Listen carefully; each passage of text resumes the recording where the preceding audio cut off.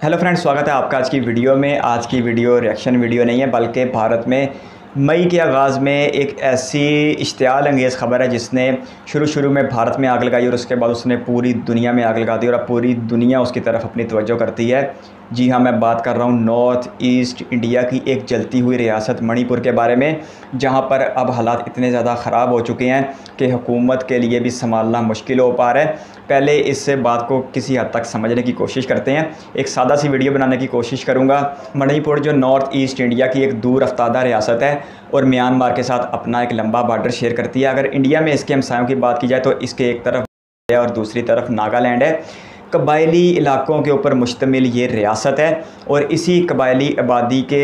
असर व रसूख की वजह से अब यहाँ पर एक ऐसी चिंगारी भड़क चुकी है जिसे संभाल पाना शायद अब हुकूमत के बस की बात भी नहीं रही। मणिपुर के कबाइल की बात की जाए तो एक कबीला है कुकी कबीला, एक कबीला है मैती कबीला और नागालैंड से आए हुए लोग, और नागालैंड में जिन लोगों की अक्सरियत है उस कबाइल से ताल्लुक़ रखते हुए लोग भी, नागा लोग जिन्हें कहा जाता है, वो भी इस रियासत में पाए जाते हैं। अच्छा, अब बात यह है कि जो कुकी कबीला है वो इस आबादी का 50% है और इस 50% होने की वजह से इस रियासत के ऊपर और इस रियासत के रिसोर्सेज के ऊपर उन लोगों का बहुत ज़्यादा कंट्रोल है। ये बात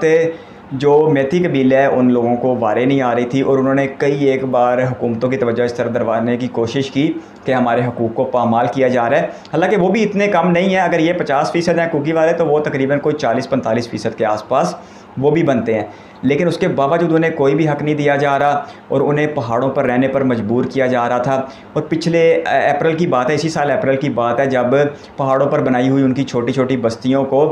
कुकी कबीले की एडमिनिस्ट्रेशन की तरफ से, यानी रियासती मशीनरी की तरफ से उखाड़ फेंक दिया गया और कहा गया कि आपकी जो ये ज़मीन है, ये इस पे कब्ज़ा किया गया है रियासत की ज़मीन पर, इसलिए आपको यहाँ से बेदखल किया जा रहा है। इस बात ने मैती कबीले में इश्तियाल की एक ऐसी आग लगा दी जो आज 2.5 महीने के बाद भी बुझने का नाम नहीं ले रही।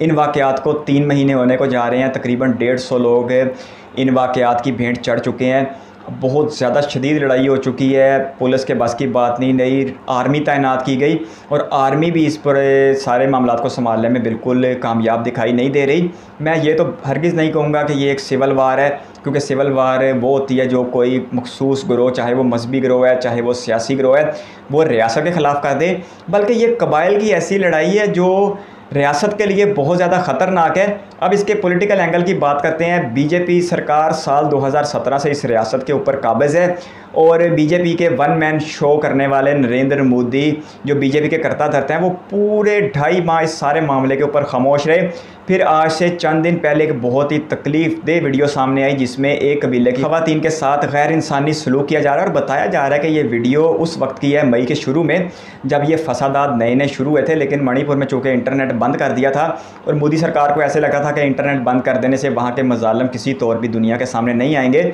लेकिन जो ही वहाँ पर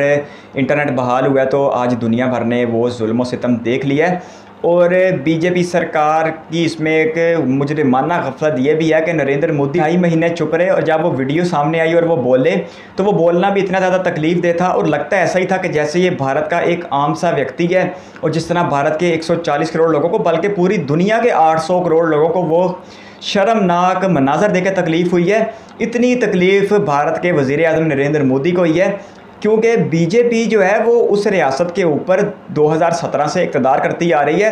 ना तो नरेंद्र मोदी ने वज़ीर आला को अपने ओहदे से हटाया, ना ही नरेंद्र मोदी ने मणिपुर का जाके दौरा किया। ये वही नरेंद्र मोदी हैं जिन्हें वंदे भारत के इतने मर्जी फ्लैग ऑफ करा लो, भारत की नई पार्लियामेंट का इफ्तिताह करवाना है नरेंद्र मोदी से करवा लो, किसी एक सड़क का इफ्तिताह करवाना है नरेंद्र मोदी से करवा लो, क्योंकि वो इन इफ्तिताहों के लिए और जहाँ पर टीवी के सामने रहना है वहाँ पर नरेंद्र मोदी पूरे भारत के लिए, पूरी दुनिया के लिए हर टाइम अवेलेबल हैं। लेकिन अफसोस के साथ कि नरेंद्र मोदी ने मणिपुर जाने की ज़हमत तक नहीं की और आज वहाँ पर मामला इतने ज़्यादा ख़राब हो चुके हैं कि ये कबायली की जो एक लड़ाई है ये एक खाना जंगी की सूरत हाल इख्तियार कर चुकी है। ये सिविल वार से ज़्यादा सूरत हाल ख़तरनाक है। और अगर आप मुझे इस वीडियो से पहले भी सुनते और देखते हैं तो मैं आपसे अक्सर यही बात करता हूँ कि किसी मुल्क में, किसी रियासत में फ़ौज का मजबूत होना, इंटेलिजेंस अदारों का मजबूत होना इस दिनों के लिए ज़रूरी होता है कि जब कबाइल आपस में लड़ें, जब लोग आपस में लड़ें, जब सियासी जमातें आपस में लड़ें तो उन्हें संभाला जा सके। अब पाकिस्तान से मुतल्लिक़ एक मिसाल लेता जाऊँ, बात दूसरी तरफ निकल जाएगी, लेकिन अपने मौजू पर बरकरार रहने की कोशिश करूँगा। पाकिस्तान में जब ये हालात ख़राब हुए, इमरान खान साहब गिरफ़्तार हुए, 9 और 10 मई की बात है, उस वक्त जब लोगों ने, चंद 100 लोगों ने पाकिस्तान की आर्मी के अमला के ऊपर हमला किया, तो इंडिया में बैठे हिंदुस्तानियों ने और पाकिस्तान में जहाँ जहाँ भी लोग, जो पूरी दुनिया में लोग बैठे थे जो पाकिस्तान से नफ़रत करते थे,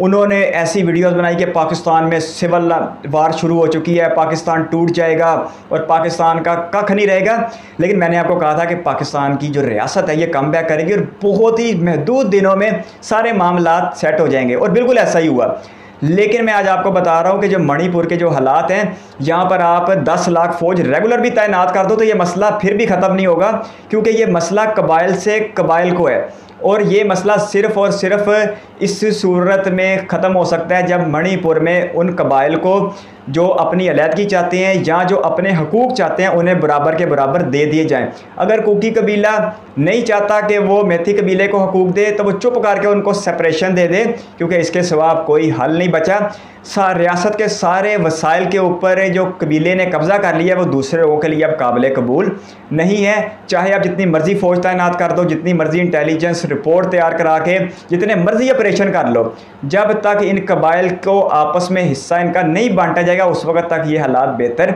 नहीं होंगे। फ़ौज के सर पे कुछ अरसे के लिए दबाया जा सकता है, लेकिन फिर से जब उन्हें एहसास महरूमी जागेगा तो फिर से हमले होंगे और फिर से खून खराबा होगा और फिर से भारत का पूरा अमन ख़राब हो जाएगा। तो इसलिए नरेंद्र मोदी सरकार को, जो केंद्र में बैठी हुई है, जिनके एक बड़े तगड़े मिनिस्टर हैं अमित शाह, जो नेक्स्ट पीएम के लिए भी कैंडिडेट हो सकते हैं, ना तो उन्होंने इस्तीफ़ा देने की ज़हमत की और ना ही